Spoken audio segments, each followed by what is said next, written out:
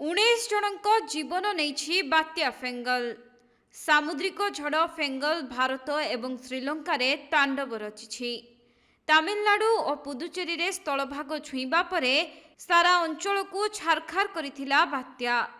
ଘଣ୍ଟା ପ୍ରତି 90 କିଲୋମିଟର ବେଗରେ ପବନ ବହି ଗଛପତ୍ର ଭାଙ୍ଗିଥିଲା, ଆଉ ରାସ୍ତାରେ ଟଳି ପଡ଼ିଥିଲା ବଡ଼ ବଡ଼ ବୃକ୍ଷ। ଏପରିକି ପ୍ରଚଣ୍ଡ ପବନ ଏବଂ ପ୍ରବଳ ବର୍ଷାରେ ଘରଦ୍ୱାର ଭାଙ୍ଗିବା ସହିତ ମୂଲ୍ୟବାନ ଜୀବନ ଯାଇଛି। ସେପଟେ ପୁଦୁଚେରୀରେ ବର୍ଷା 30 ବର୍ଷର ରେକର୍ଡ ଭାଙ୍ଗିଛି। ଭାରତୀୟ ପାଣିପାଗର ବିଭାଗ ଅନୁଯାୟୀ ଭାରତର ଦକ୍ଷିଣ ତଟ ଏବଂ ବଙ୍ଗୋପସାଗରରେ ସୃଷ୍ଟ ବାତ୍ୟା ତାଣ୍ଡବ ରଚିଛି। 24 ଘଣ୍ଟା ଲଗାଣ ବର୍ଷାରେ ଉବୁଟୁବୁ ହୋଇଥିଲା ପୁଦୁଚେରୀ। ତେବେ ଆଇଏଡି ଅନୁଯାୟୀ ବାତ୍ୟା ଫେଙ୍ଗଲ ଯୋଗୁଁ କେନ୍ଦ୍ରଶାସିତ ଅଞ୍ଚଳରେ 30 ବର୍ଷରେ ସର୍ବାଧିକ ବର୍ଷା ରେକର୍ଡ ହୋଇଛି, ଆଉ ପ୍ରବଳ ବର୍ଷାରେ ଜଳମଗ୍ନ ହୋଇଥିଲା ଚେନ୍ନାଇ। ଏପରିକି ବାତ୍ୟା ଫେଙ୍ଗଲ ଦୁଇ ଦେଶରେ ମୋଟ 19 ଜଣଙ୍କ ଜୀବନ ନେଇଛି। ଏଥିସହିତ ସାମୁଦ୍ରିକ ଝଡ଼ରେ ପ୍ରାୟ 1 ଲକ୍ଷରୁ ଉର୍ଦ୍ଧ୍ୱ ଲୋକେ ପ୍ରଭାବିତ ହୋଇଛନ୍ତି।